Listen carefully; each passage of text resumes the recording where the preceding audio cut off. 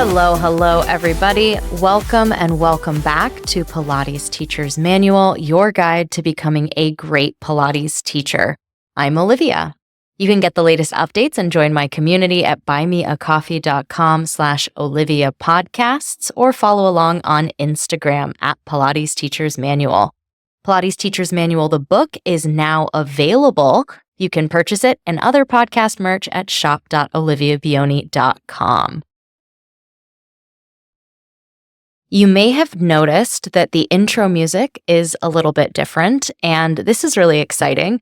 I have hit the subscriber and view threshold on YouTube, and I am now officially a YouTube partner. While I love the original music, intros, and outros for Pilates Teachers and Pilates Students Manual, those songs do not allow me to monetize my videos on YouTube. And while I'm not trying to make a living as a content creator, I do want to take advantage of the opportunity to monetize my episodes on YouTube. So I've found some new music, courtesy of Pixabay, which is like an amazing online music warehouse, and a very prolific music producer named Alexei Holubiev, who is from the Ukraine and makes a lot of EDM music that I really enjoy. So we've got new songs for both podcasts, and they will be using these songs going forward. Not sure if I am going to go back and redo all of the episodes on YouTube. I might not. I don't know. I'm still thinking about it. But the internet is so cool, and the fact that you can just find super cool music from someone halfway around the world and use it in your podcast that reaches people halfway around the world, that's wild to me. The internet is so cool. So we've got new music on the podcast. I'm officially a YouTube partner. That's very neat. And there's even more to be excited about. Pilates Teacher's Manual, the book, is officially available for purchase, and that is what today's episode is all about. As always, supporters on Buy Me a Coffee get first dibs and exclusive first access to the book. And already over 30 people have gotten a copy, which is crazy. It makes me feel so many feelings, gratitude and joy and some nervousness. I've already found a typo, but that is the first edition for you. If you have purchased the book, you get it with the first edition typo, and then in later editions, I'll definitely take that out. But that's how it goes. You can get your own copy of the book at book.oliviabioni.com/Pilates Teacher's Manual. My partner designed a very cool landing page for the book, and you can see some nice things that my colleagues have said about the book, see what topics the book covers, as well as some sample chapters so you can kind of get a feel for my writing style. My hope for the book is that it feels very much like this podcast. Like you're chatting with a Pilates teacher or mentor or friend of yours and just brainstorming solutions for common problems that show up while you're teaching Pilates. And also helps to guide you so you don't get stuck in very common pitfalls as well. Because I started this podcast and then by extension, the book, because my first few years of teaching Pilates were really hectic and chaotic, and I was destined for burnout, honestly. I had this, strong desire to pave my own way and carve out my own little space in the Pilates world. And that desire came at a pretty high personal sacrifice. And it took almost running myself into the ground to realize that this was not a sustainable way to do what I wanted to do, and that there is definitely a better way to make a living and do what you love and teach Pilates.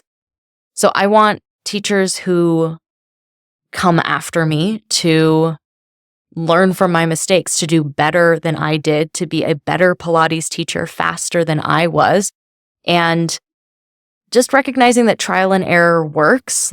There's a reason why we trial and error things, but it just takes a lot of time. And if you can just avoid some of those potholes on your journey, I think that everyone wins.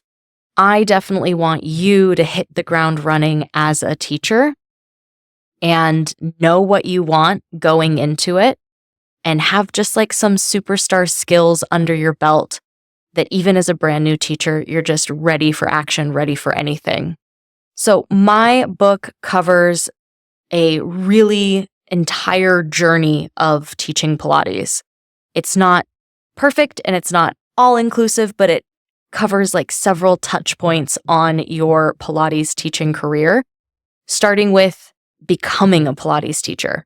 Like, is it right for you? What should you look for in training programs? What should you expect from your training program? How can you be successful? Do you want to become a nationally certified Pilates teacher? I talk about that exam, how all that works.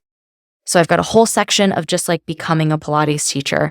Then I've got a part that is specifically for brand new teachers that's like, okay, you got your certification, now what? So what's your scope of practice? Where do you want to teach? How much do you want to teach? How do you keep growing and improving as a new teacher? How do you create a schedule that's sustainable and build a Pilates network of colleagues who can support you and help you to grow? Some employment considerations when you're looking at places to teach, and also navigating the world of being your own business, because you're an independent contractor or a teacher, like you are your own business. So there's some considerations that come with that. And then, just getting more confident teaching. So I've got a whole section about that. I've got several sections where I'm looking at different types of teaching. So looking at virtual teaching, looking at teaching group classes, looking at teaching private sessions or one-on-one sessions, and just some tips, tricks, and strategies for those different types of classes you might find yourself teaching.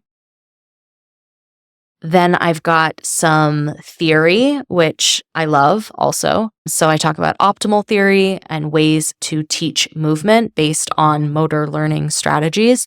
I talk about creating flowing programs and classes that really seamlessly offer progressions and modifications. I share my personal theory about the dimensions of difficulty in Pilates exercises, which is really cool, as well as, planning your class around a theme, which can be like another theoretical thing to think about in terms of how you program. Then I've got a section about working with people and like all kinds of people, like building relationships with people so that they win and you win, as well as working with clients who you might find to be a little bit more difficult, or people who are brand new to Pilates. How do you work with them? Working with pregnant clients with the most up-to-date guidelines, and working with people in chronic low back pain, because those are just people you're going to see in the studio. So I've got little tricks for working with all kinds of people. And then looking forward. So like, what do you want to do as a Pilates teacher? Do you want to teach forever? Do you want to lead workshops? Do you want to, work up into studio management? Do you want to train teachers? Like, what do you want to do? So we kind of explore the different paths that you might take as a Pilates teacher, because the world is really your oyster. So my book, I wrote that, is 50 chapters and over 300 pages long in like regular letter 8.5 by 11 paper. You could read it straight through if that's the vibe. You could flip to the section that interests you or something you have a question about. It can really be used lots of ways to support you in your journey. Right now, I have it available as a PDF and EPUB format, and you can buy it at book.oliviabioni.com/Pilates Teachers Manual. I am working on getting it listed on Amazon. That is a multi-step process. And not so fun fact, if you list a book on Amazon, Amazon takes 65% of whatever your list price is for it, and you make 35% in royalties. And then of that 35% that you make in royalties, Amazon takes additional fees and taxes out of it. So like, not a huge fan of that. And even with the Kindle version being twice as expensive as just buying the EPUB and the PDF, like I still like make less on each book, which kind of blows. But I want to support you if you use a Kindle and you love that Kindle Unlimited game. Hope is not lost. Especially as a lucky listener of this episode of the podcast, there is a shortcut that is endorsed by Amazon and is actually done through Amazon to convert the EPUB version, and I think it could actually convert a PDF as well, but the EPUB has a little bit more formatting, so I'm going to go with that. But you could buy the EPUB version from me, and then you could convert that EPUB to a Kindle-friendly format so that you can read it nicely on your Kindle. So to do that, you have the EPUB. You can go to amazon.com/send-to-Kindle, and I've linked that in the show notes. They also have apps if you want to do it on your Kindle, but that's the web page for it. And then you upload your EPUB, it converts it for you, and it makes it readable for your Kindle and saves you $15 US. So look at that. So I don't want to charge you more for the book for using Kindle. So please buy the EPUB and convert it. And we don't need to give Amazon more money. So wow, that is a lot of information. And I'm going to be doing a little mini press tour and talking on some Instagrams and talking on YouTube, doing some interviews and things, just talking more about the book. But geez Louise, I cannot believe that it's here and that people are reading it. I feel like I've been talking about it for so long, but it still feels wild that it happened, even though I've been working on it for a really long time. Fun fact, I actually wrote it in Google Docs, and then my editor was leaving comments and stuff in the Google Doc. I do not recommend using Google Docs if you're going to write a project that's that big, because the lag is insane. You have to be really patient, really careful. I also keep 1,000 tabs open, and I don't think that was helping either. But this project, both the podcast that you're listening to and the book, if you're reading it, really took a team effort. So my editor, which is my sister, who's also a very talented editor, really worked with me in terms of big picture stuff and readability.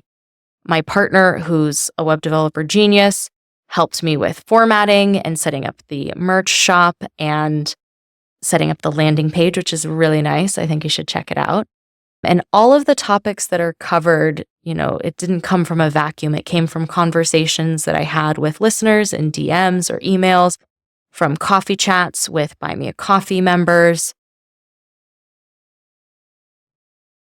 And, my own movement practice, I'm so grateful to all of my teachers, to the yoga and the Pilates classes that I've taken that have inspired so much curiosity in me that I wanted to get into this in the first place. All of this is made possible because of our thriving, incredible community of Pilates and movement enthusiasts. And I am grateful to be part of such an amazing company of folks.